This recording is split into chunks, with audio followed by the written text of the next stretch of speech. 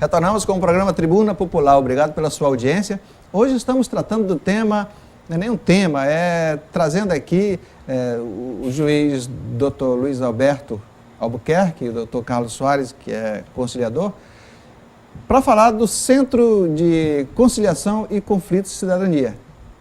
Esse centro foi criado recentemente, para resolver aqueles pequenos problemas, aquelas questões aí que ainda não foram ajuizadas e aquelas que foram ajuizadas para se ter uma solução mais rápida. Esse é o objetivo e projeto do CNJ que já foi implantada aqui em Manaus, né? Nós estamos falando de Manaus, doutor Luiz Alberto. Agora, como é que está nosso interior?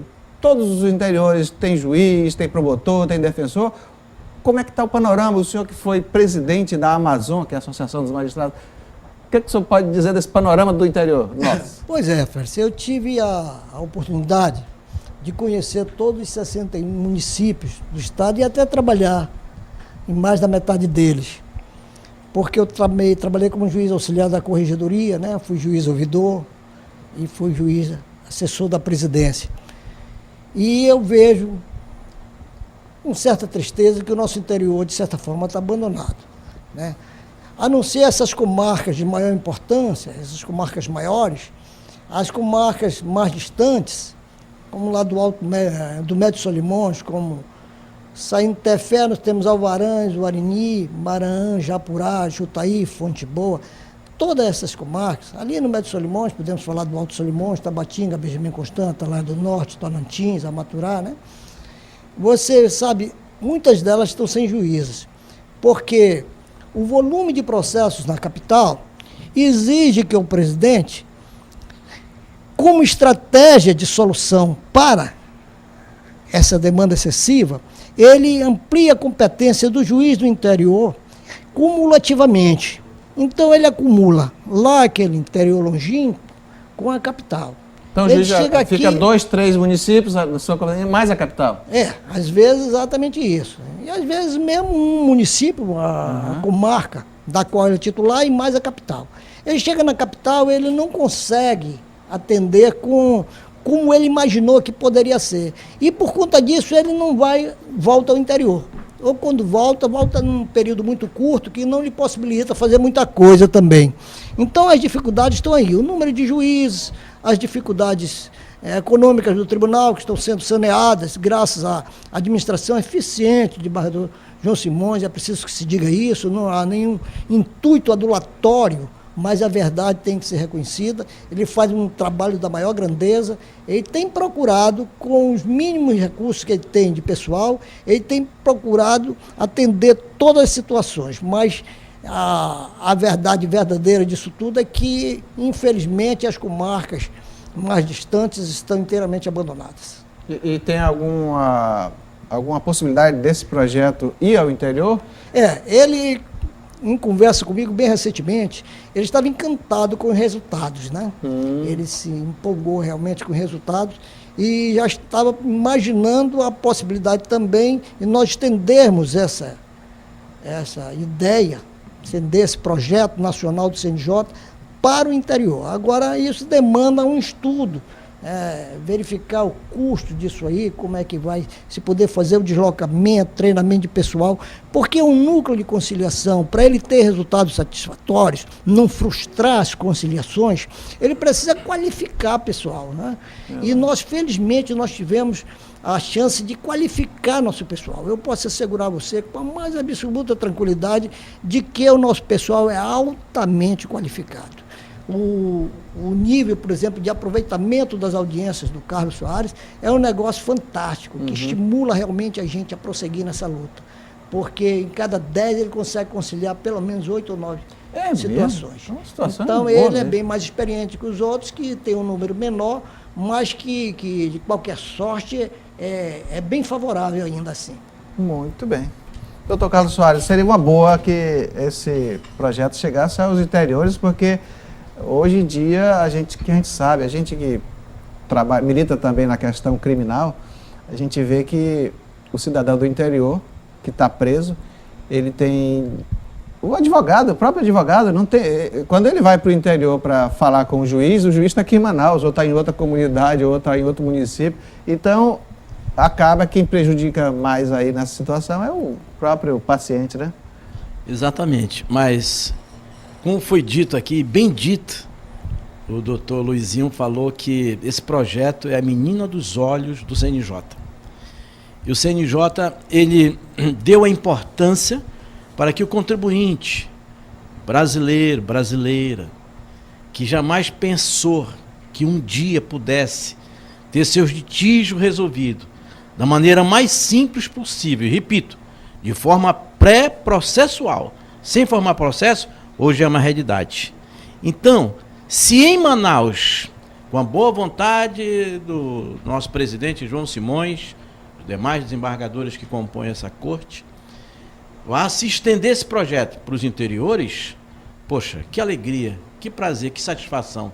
São conflitos pequenos, mas que em razão de uma grande demanda judicial, mas que em razão de conflitos existentes, se tornam às vezes demorados. No nosso caso, o nosso caso é um pouco diferente. O nosso caso que eu estou me referindo é o Centro Judiciário de Resolução de Conflitos e Cidadania, que visa dar uma resolução, uma solução de maneira pré-processual. Isso realmente nos alegra. Primeiro, porque nós passamos a vida toda advogando, sofrendo nesses fóruns, nesses balcões, esperando, transferindo audiência daqui para um mês, daqui para 2 meses, para o ano que vem. Aí depois de tudo isso tem instrução, aí depois de tudo isso tem o julgamento, aí depois de tudo isso tem o recurso. Poxa, quanto tempo, quantos meses e quantos anos, hoje, isso é caso concreto, a gente já pode ver, sim, processo sendo resolvido em pouco tempo, em poucos meses. Graças à iniciativa da política nacional criada pelo CNJ. Se depender aí até do presidente do CNJ e do Supremo, né, a quantidade de recursos vai diminuir, né, doutor? Mas eu queria fazer uma outra pergunta para o senhor. Nós vamos falar aqui do Amazonas. Hoje, quantos juízes seriam necessários para atender minimamente, assim, não digo utopicamente, mas minimamente a necessidade do Amazonas? Olha, eu não tenho os números exatos.